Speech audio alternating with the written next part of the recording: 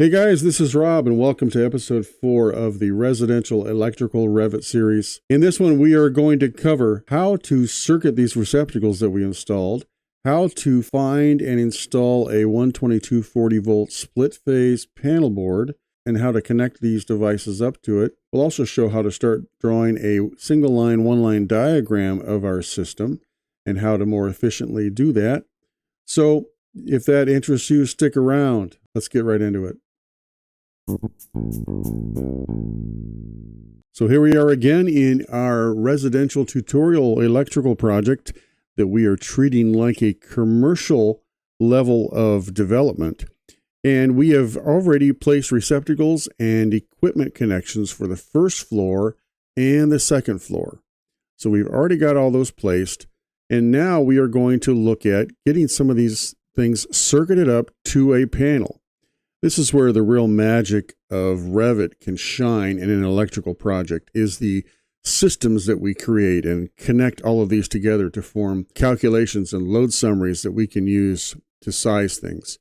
So let us get right into placing a panel board for this project, or since it's residential, we can call it a load center style of panel, which are typically used in residential. The details are, instead of having a bolt-on circuit breaker like a commercial panel board, it is a plug-on circuit breaker for residential use. It's a cheaper panel. Electrically, though, it's going to just have a set voltage phase and current capacity. So let's see if we can find one of those. In this example project, I'm trying to use as many of the built-in Revit families as I can. In our commercial work, we use a lot of custom families. In fact, that's kind of the first stepping stone into getting into Revit, is to get your families created and customized.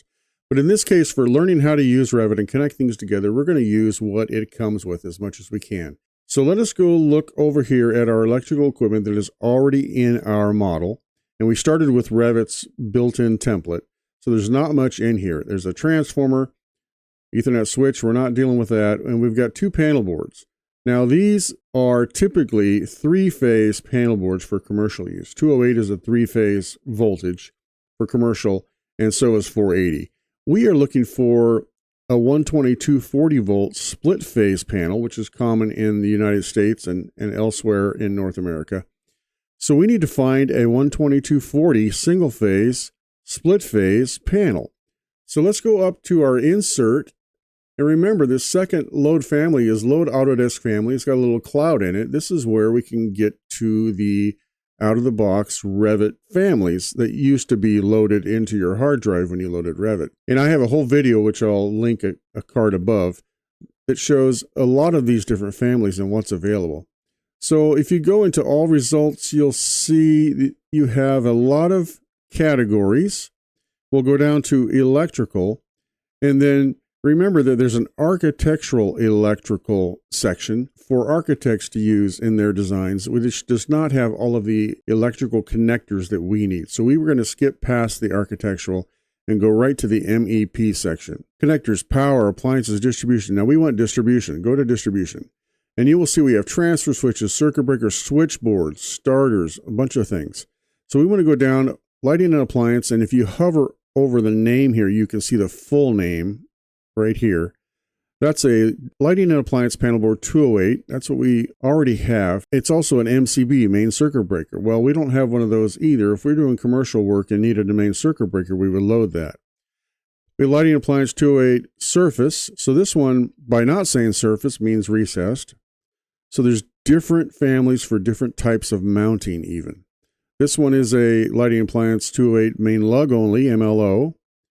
208, 480, 480, 480, 480. Now we have a metering switchboard, motor control center, more commercial industrial work, motor control center, our good old round plane junction box.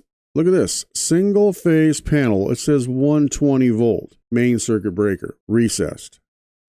Well, other than the 120 volt part, we do need single phase, even though it's going to be 12240 split phase. They call it single phase because it doesn't have a third phase. Revit calls it two phase.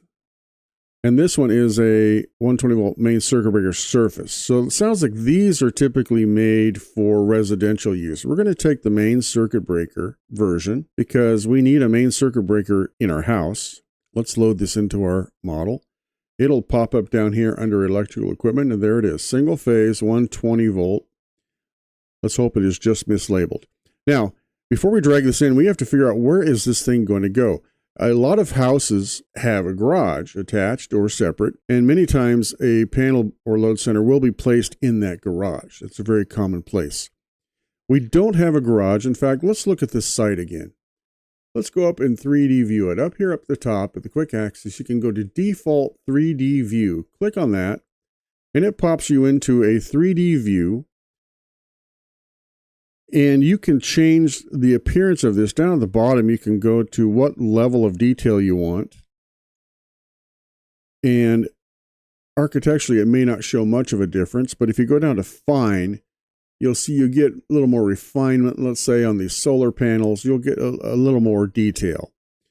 And then also you can change whether it's a wireframe, hidden line, shaded, colors, or realistic. Right now, I think it's set on shaded. If you go to wireframe, it's indeed just a wireframe, and you can see right through it. And you can see a lot of our electrical boxes in here that we placed already. But we want to look at more of what does realistic do? It takes a while to render a realistic. And it'll apply things like materials and lighting and all of that stuff to make it more of a realistic view, maybe for a rendering. Architects use this to provide their 3D rendering of the project. That took a while. And so it'll probably take a while to pan around it. So I'm going to go back to just shaded, which I find is enough for our purposes. We just want to get an idea of what this place looks like and what we have. So we have, looks like kind of a narrow driveway coming into probably just a parking area. There's no structure here, no garage. So it doesn't make sense really to put the panel out here and have to run. Think of all the branch circuits that have to run into the house. Plus this is outside. It would need to be weatherproof. That is not a great idea. We need to put the panel in this house somewhere. Now this is all part of the kind of a water collection system. We don't want it out in here. We don't want it outside. Let's find a place inside. Now the trick is this has to be coordinated with your architect, your interiors people, with your owner for appearance. Not many people want to see that panel face right when you walk into the building. So second floor is where we enter from this raised walkway. So that's the main entrance to the structure, second floor. So a panel in this main entry hall would be unsightly. You don't want to put it in a bedroom or master bedroom. Sometimes apartments will have one thrown in a bedroom, but in a house, I find it best to put it in more of a utility space. So what do we have on the first floor for utility spaces? We have this mechanical space, but we already have a furnace in here, and we found out from our plumbing designer that there's going to be a water heater in here that we need to add. So that's not a good place because looking at the NEC, you need clearance in front of a panel board to service it and maintain it. You have to have safety clearance, working clearance in front of that. So we need a place that has some clearance. This will be full of equipment. So it cannot be located in a bathroom, but this is actually a separate laundry room, which should work. The panel door has to be able to swing at least 90 degrees open. We have to have clearance. So what I'm thinking here is this wall right here facing into the laundry room would be clear. Yes, the washer is accessed in the front, but there's nothing going to be really sitting here. There's no clothes hanging here in front of this. We can't be in a closet. Any of the rest of the laundry functions would happen in this area. So I'm going to declare that the panel can be located right here on this wall facing into this laundry room. And it is nice and close electrically to a lot of the equipment. The kitchen has a lot of equipment and it's close to there. So this makes it an economical choice. Now, we also have to think of how power is going to get into this panel from outside. And back to the 3D view we just did, we don't have information for where power would come into this site yet. But let's say that we talk to our utility company and we find out that there's a pole on the street. They'll set a little transformer out here nearby for us. Let's say they're going to put it somewhere it's somewhat flat because they don't want it on a grade. Let's say they'll put it here. So it's going to come from out here, and it needs to hit a meter. Now, that meter location is something we also have to deal with. It has to comply with utility requirements for reading the meter, access to the meter if they need to work on it, change it out. So it needs to be outside. Now, if the power comes from out here, the meter is rated for outdoors, so it could be placed somewhere out here. And the meter typically has to be on the front of the house, along the side, within 5 feet of the front. There's many different utility rules for this. So we're just going to say, for the sake of this example, that the meter is actually going to be located out here on some kind of a strut riser on this wall here so that they can walk up, read the meter. So we will hit from the transformer to the meter, and then from the meter we will go into our panel board. We will deal with the site electrical later, but we just want to make sure that this is feasible. So let's go back to our first floor plan. We're going to come in under the slab so that we have to stay outside of the building. Again, a lot of code rules here. We have to stay outside the building, and under the slab is considered outside the building, and then up into our panel board. So long story short, we're going to put our panel right here. We're going to put a 200 amp panel right here. Now, you want to make sure that you have the right selection up here. It is a hosted family, which means it has to attach to a wall, hosted by a wall, and a vertical face. If you place on face here, it's trying to place it on the floor or ceiling. Place on face typically means a horizontal face. And sometimes here, look, it's placing on top of that washer. We don't want that. Place on vertical face, and then you'll see that it's recessing it, kind of like we did receptacles, but it's recessing it into the wall. So we need to keep a little bit away from the end here because there's usually a stud on the end of this if you look at the construction. So we'll place it somewhere around here. And the built-in panel board from REVIT doesn't have a door, doesn't have much of a symbol, it's just a box. But it serves its purpose. It will let us connect things. Let's make sure we have the right settings in here. So click on that, and there's a bunch of settings over here for a panel. And this is single phase panel 120. Now, let's go look at this. It is electrical data 120 volt single phase. You don't often see a 120 volt single phase panel. We want to see if we can modify this to be a 120/240 split phase. We see that we cannot change this electrical data. It's built in. There's nowhere here. The distribution system, in fact, is none because we don't have a 120 volt only distribution system in our model. In fact, let's look at that to make sure. If you go up to manage, there is MEP settings right here. And go down to electrical settings. And this has a bunch of settings that you deal with as you need to, as you get more advanced. And these are typically set up inside the template that you end up using. So let's go to distribution systems. Now this shows the built-in distribution systems. We can always add more. Right now it has a 12208Y 3-phase 4-wire for commercial use. There's our 120/240 single 3-wire system, split phase. So it's 240 line to line, 120 line to ground or line to neutral. So that is what we use for residential. So that's good we have this in here. And then there's a 480 3-phase 277Y system. Now, in other commercial jobs, and I show this in a separate video, we have to add a 120/208 single phase system if we have apartments because they are 208, not 240. That's a whole nother story. But we're good here. We have the right one. But we do not have a 120 volt only single phase distribution system. So this panel out of the box does not work. Let's see how to fix that without having to go into the editor. So let's go to edit type. Maybe it's a type parameter. If you recall, all of these in here are called instance parameters. If we had two panels in here of the same kind of panel, these could vary between them because they're related to just that one instance. So let's go to the actual type. 225 amp is the type. Here are the parameters we can change. Luckily, we can change the panel voltage and the number of poles.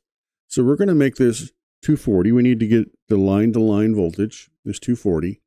Number of poles, it's 2 poles. There's 2 phases. So again, REVIT calls this a 2-phase panel because it has 2 lines, 2 line voltage phases. If you recall, split voltages has 2 hots and a neutral. So this is a 240 volt, 2-pole panel. Now here's a bunch of dimensions, and it includes different heights. Default elevation was 4, and we can move it around. So now we have the voltage set up. Let's go make sure that applies down here. So down here, electrical data, good. 240 volt, 2-phase, we're set. And look, it assigned the proper distribution system automatically when we set it up properly. So we are set now for 120 and 240 volt connections. Let's give this panel a name. And not many people have a name to their panel in their house, but we will just call this, let's just call it panel. Some people call it the breaker box, the fuse box. So we're going to call it a panel, even though it might be a load center style construction. And then we're going to move this out of the way, and I'd like to put a tag on this. We had to use dumb text labels here because there's no tag. Let's see if we have a tag for a piece of electrical equipment like a panel. So let's go up to the tag by category shortcut up here and click on that and see what we get. And look at that. It pops up with the name of our panel, which we called, excitingly, panel. There's that. It has a leader. Now we could get rid of this. We could put this in without a leader, go to the tag, and then up here at the top, you can deal with leader. You can undo the leader, and then when you put it in, it just centers it on the panel, and then I pull this out right in front of it. So that's another way. And is actually tagged so that it's a smart tag. And this is what we want as much as we can in Revit, is for the tag itself to relay what is the information inside the family that we tagged. So if we were to change this to P1, apply, you see that the tag automatically reflects that change. We can also change it here in the tag, go back to panel, and click on this family, and you will see that the name got changed to panel. So these are interrelated. They are tied together, and that is a huge benefit in Revit as we change things. We only change it once. So the panel is set. Now we can start connecting our equipment. Hey, and if you find this information useful, I'd love it if you hit that like button down below to help propagate it to others. And if you want to stick around for more electrical-only Revit videos, please hit subscribe and even leave a comment if you like. Now we have a lot of standard 120-volt receptacles. We have some 240-volt equipment.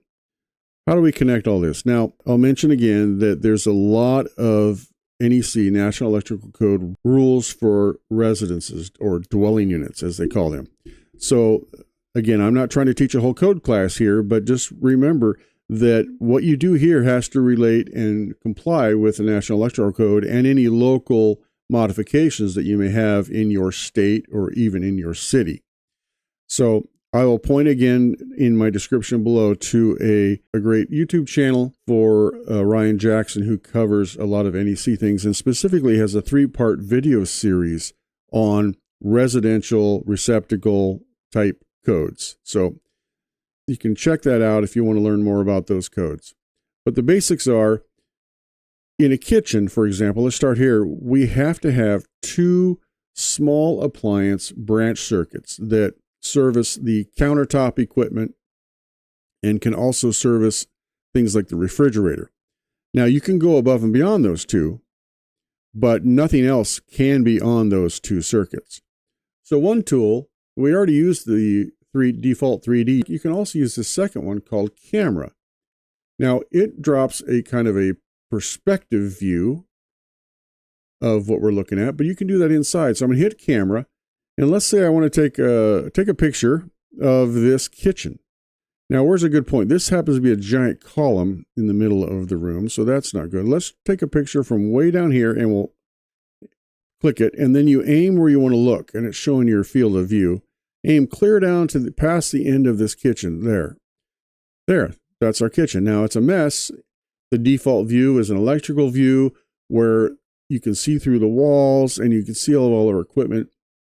Now we can change that to different kinds of views. Go to shaded. So that makes it look a little different, but I want to make this so I can't see all this through the wall stuff. One easy way is to go up to the discipline up top. It's electrical. Just go to coordination, and that will change settings. If you hit apply, that'll change all the settings so that the walls are not transparent.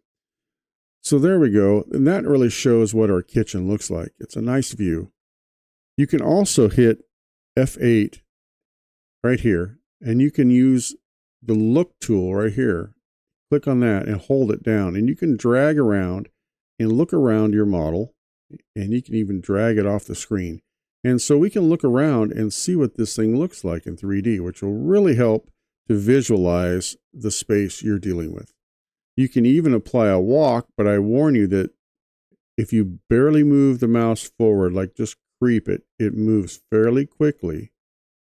So let me go just a little bit beyond my circle, and you can see that I can do a slow walk through this.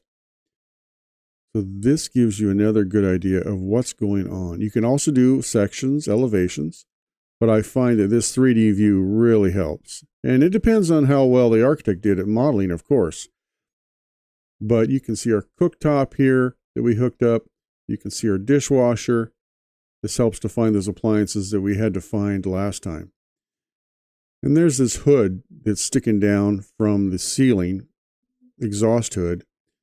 Hit F8 again, we can look around. This shows that we have these two countertops that I'm saying we need to get circuited.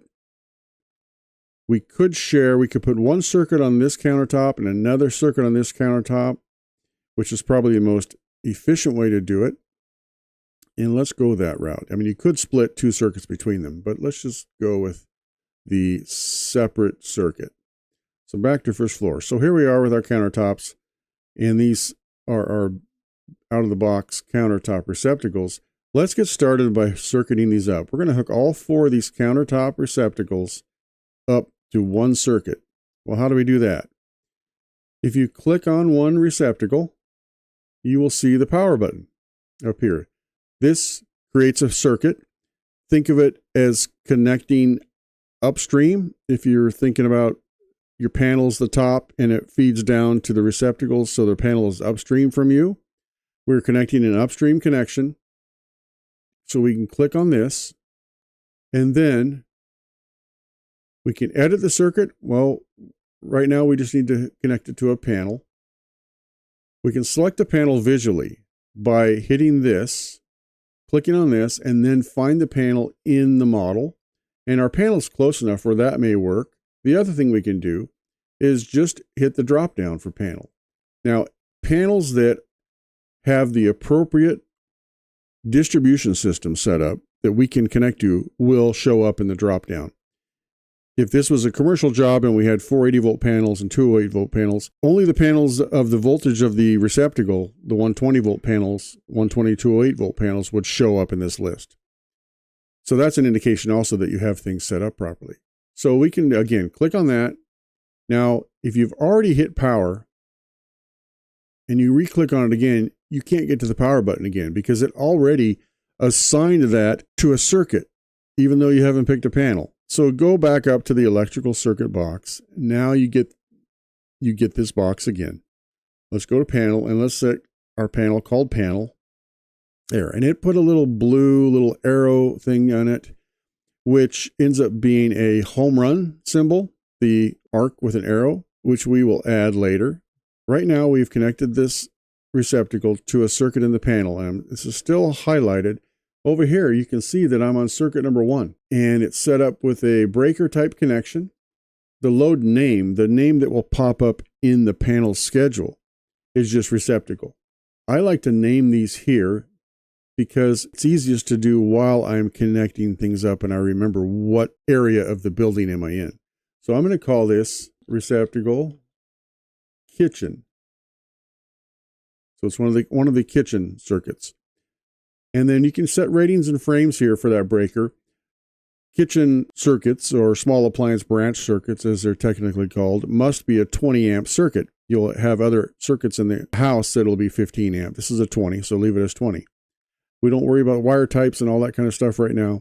So we will just get the load name and the rating of the breaker and all that right now. All this can be changed later, but I like to do as much of this as I can as I'm going. I find it easy to do as I'm circuiting. So that's great. Now I could just be done with this and have that circuited, but I want to add the rest of these receptacles onto this circuit. Now, when I already have this highlighted, I can simply go to this electrical circuits and say edit circuit. And then it automatically pops up with add to the circuit.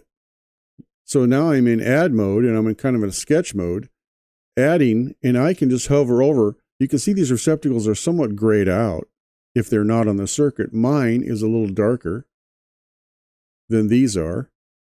So this means that these are not on my circuit. But as I select and click on one, it darkens. Now that's going to be added to my circuit. So I'm selecting these receptacles that I want. And I find this a nice, easy way to do this. And when I'm done selecting those, finish editing the circuit, and now they're all connected. Well, how can I tell they don't look any different now? The way you can get to a circuit is to hover over something that's on the circuit and then hit tab. And sometimes it takes a couple hits, but when I hit tab, you can see that the little help button, hit tab again, says electrical circuits. I'm actually hovering over the circuit, not the receptacle. So now if I click, I have selected the circuit, the little dashed blue arcs and the little blue arrow. And over here it says electrical circuits. So now I know that I have selected the circuit. And up top now I have the option to add an arc or a chamfered wire to this. Now they call it wire. It's really conduit or a cable, a multi-wire cable in this case. But they call it wiring. So if I click on that, Revit will automatically connect these with arcs. Now, if that's the way you want to show your plan, this works great. We do a lot of arcs in our commercial work. I think it helps to convey what's on what circuit. The other thing you can do, of course, is have no arcs and just put a tag on each receptacle to say what circuit it's on. So either way. Now, I must say that Revit doesn't have a built-in circuit tag for a receptacle, so you would have to make that. But in this case, we're going to use arcs. And you can modify these arcs. I mean, modifying the arcs is kind of a whole trick in itself. You can change the center point of that arc, so you can bend it to whatever kind of shape you want. And you can actually add more of these points. If you right-click on it and say, Insert Vertex, it will put another vertex. Now I'm going to say where to put it, right there. So now I have another grip for a vertex. So I can make this complex if I need to get around something. If I'm going around, a lot of times outside the house, you want to go around corners to show lighting. You can bend this to your will. Now I can also get rid of a vertex, right click and delete a vertex. Let's delete this one. And now I'm back to a single vertex. You can change where this attaches to the receptacle. Now it's hard to see with these thick lines. So oftentimes I will jump up to the top to this thin lines button. And if you make it thinner, then you select it. Then the little circle shows up a little better. And you can move, that's the attachment point. You can move it around. So if for some reason I was going across this aisle to this other one, I could, move this where I want it to hit on here. Personally, I like an arc to be kind of like that. I like it to hit as if it's going to the center. Where would it intersect the outside of the circle? Again, you'll probably have your own standards you want this to meet. You can make it show in the middle if you want. I showed at the edge, but a lot of options. Now there's a plus and minus here. This would be for adding conductors inside this cable or conduit. Now I have this set up in my options to only show wires on the home run back to the panel. But you can set this so it shows wires everywhere. But even on this home run, if I click on it, there's a plus and minus. I can add additional hot conductors to this. It would automatically do that for multiple circuits in one home run. But even in my case, if I had, let's say in a bedroom, I had some of these switched and I needed a switched hot and a non-switched hot, I could show multiple hots. So you have the option to show additional hot wires in there. This is the ground symbol. You can change it two different symbols if you want. We just use the circle. So that's the home run. And even the home run, you can move this around how you want, change the shape of this arc. Lots of variety. I like to try to point it somewhat in the direction of my panel board. That's my preference. Some places do things differently, and there's a lot of variety here. So there, I have that circuit. Go back to normal lines. Now I want to tag this home run to indicate what circuit this is. Again, you can tag each receptacle if you have the right tag, but we have a built-in tag for this. So let's go back up to tag by category and see what the default tag is. Right, click on that. It puts all in parentheses, panel-1. Maybe that's not the way you want to show it. And I'm going to change this panel name just because I think it gets confusing being called panel. So we're going to put it back to P1. That way we know that we're getting the name of our panel. Do we have options here? If you click on that tag and go up to properties, you'll find that there's sometimes multiple types of wire tags. So this is a wire tag panel, and this is just a wire tag. This wire tag is just the circuit. Now this may be more appropriate for this residential project when we only have one panel. So I think that works. If you want different kinds of tags, I'll point to a video above that I've done on customizing your tags. You can have different kinds of tags for the same kind of equipment, or in this case, for the home run, you could have different kinds of tags that you choose from. But that's the basics of wiring. And so we're going to go through here and just wire this place up. I'll do the other kitchen the same. I'm not going to go through all this here, but let me show you a 240 volt connection. Let's review this cooktop. Over here, edit the type. We set this up for a 240 volt 2-pole connection, and we set it up as a 5 kW load. And we set this up for a 5 kW load, and I think we meant to make this one at 3,000, and we changed it when we were doing the other range. So let's make this smaller, 3,000. Again, it would depend on the cut sheet for the cooktop. So that's set up. Now we just need to power it up. Here's the power button. Power it up. We want to go to panel. It remembers the last panel you connected to. So that's P1. And there's no other receptacles on this circuit. It's only going to have the cooktop. So we, from here, can easily just say, arc that wire. One thing I forgot to do is put in all the data here. So escape out of here. Again, if I hover over this receptacle, hit tab, and this is going to take a couple tabs before I get my circuit. Now I'm hitting the circuit. See, it says electrical circuits 2.4. Now I can click on my electrical circuit, and I'm editing this.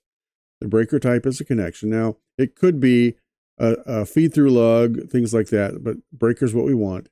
And then again, I'm going to call this receptacle cooktop so that it's labeled on the panel schedule, and it's going to be a 30 amp connection. Apply that. And then I want to move this home run away from this and get this arced. And if I need to, I can move where this guy hits. This is adjustable. Now, the only trick is if this guy was down here, you've got to be careful because this little square is the actual electrical connector point. And you don't want to pull a wire off of that because then you lose its connection, you lose the home run, and this wire is just floating in space. So you have to be careful that you leave that guy connected to the receptacle's connection point. But there, I'd put our two hots in there and our neutral. And let's label this. We changed this tag after we installed it. So it still remembers the default tag. Now you can change the default tag a few different ways. If we go to annotate, here's the tag panel.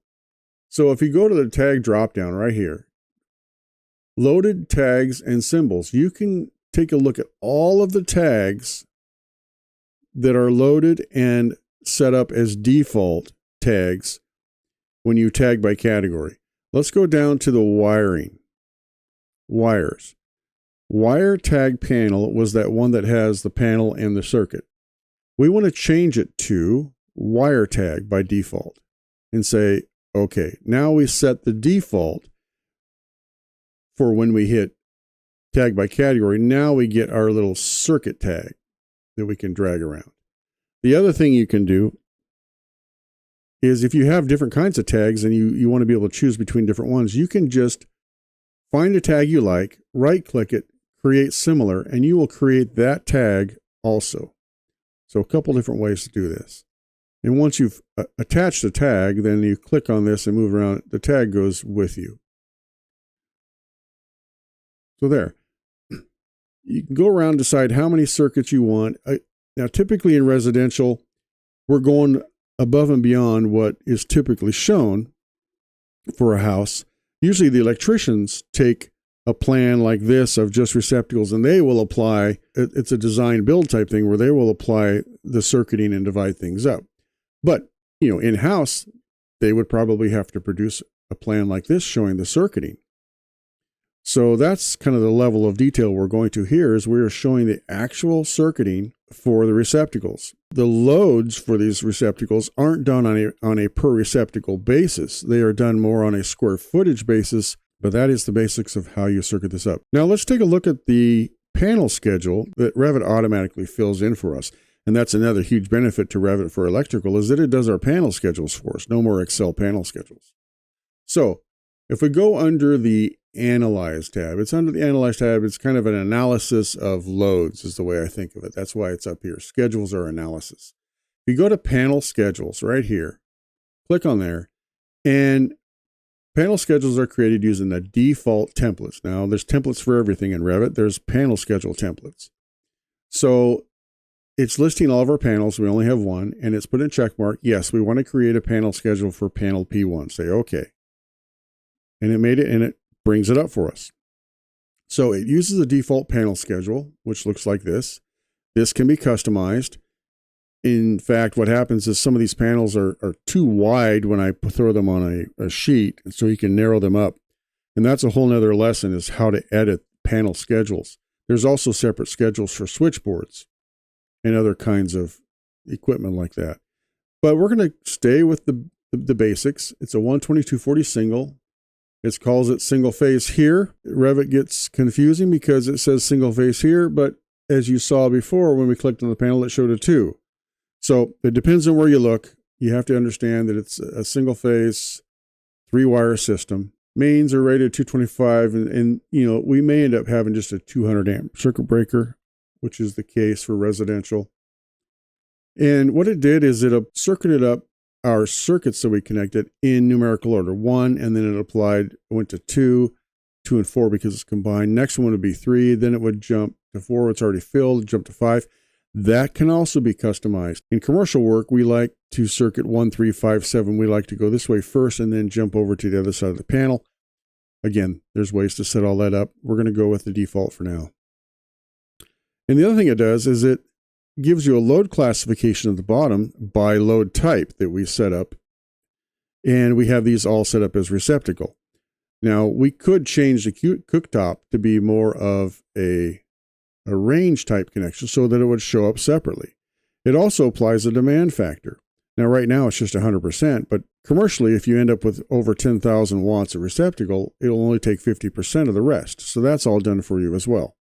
But anyway, this gives us a running total of how many amps we have calculated commercially on this panel. And we already have our 30 amp trip set up and our 20 amp. We have this name set up. That's why I do it when I connect them. So that shows how the system is interconnected between loads and panels.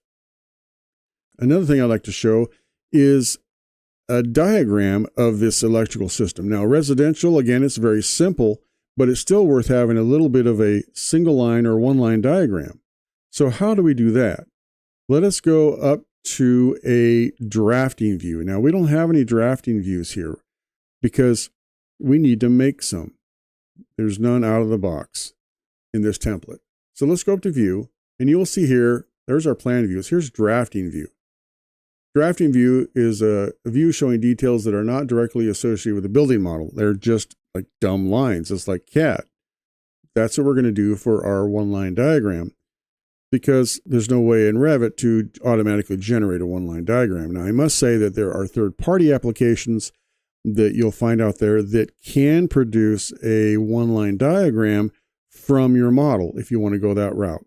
And that may be good for you. You know, there's licensing and all that for those things. So if you just want to do your own, you can just draw your own. They need a name for this drafting view. I'm going to call it one line diagram. Now, some people call it single line. Same thing. And it applies just a random scale. I like to just go these at 12 inch to the foot, 1:1. And there's my blank drafting view. Not much to it. There's no symbols in Revit for doing single line diagrams. Like if we go all results, even if you go to annotations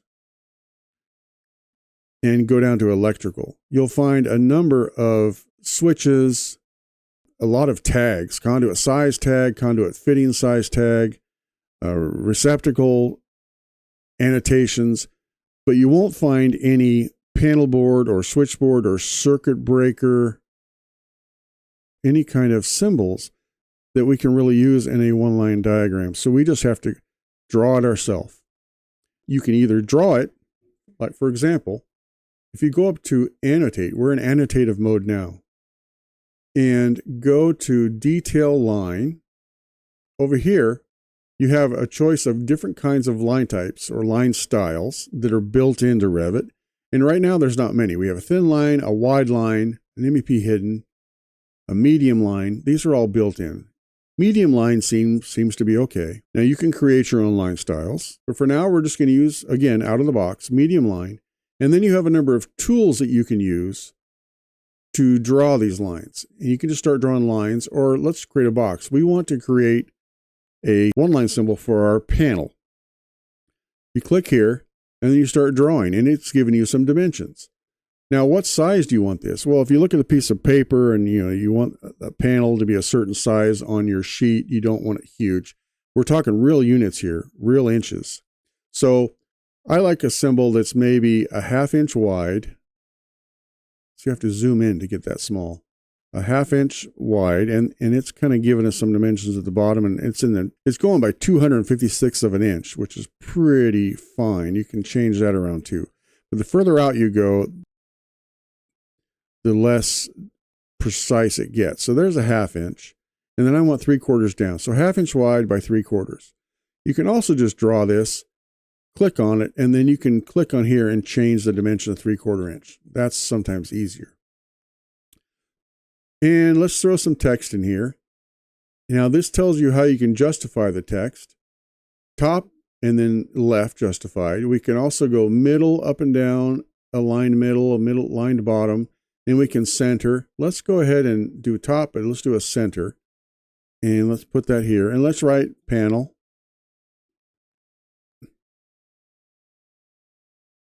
Put that right here. And then we need a name for that panel. Again, we're going to be centered. Let's call it P1. So there, panel P1. That's our panel. And then we can draw detail line. I just clicked on the line tool, which is default. I'm still in medium lines. And I can go up here. And we're going to say that the meter, the self-contained residential meter, is here.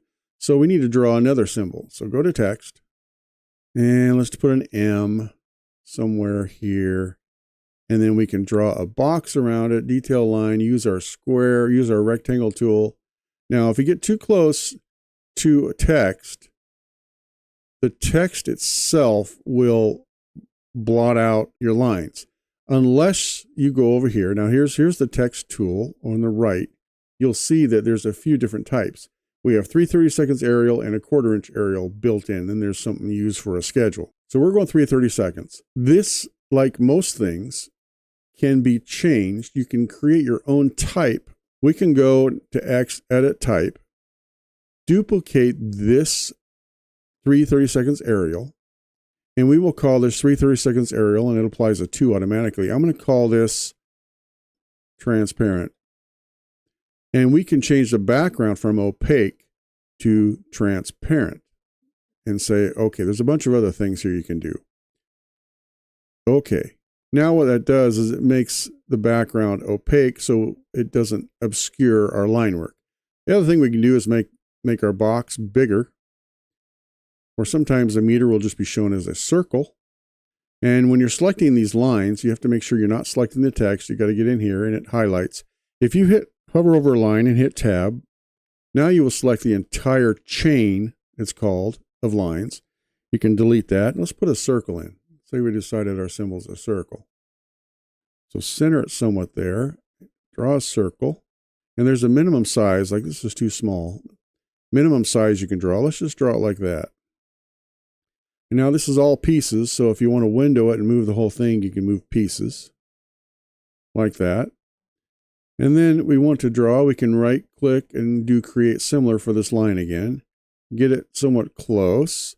And now we want to go out to our transformer, which is, we're going to say it's a little pad mount, like a ranch runner they call it, little 120/240 pad mount.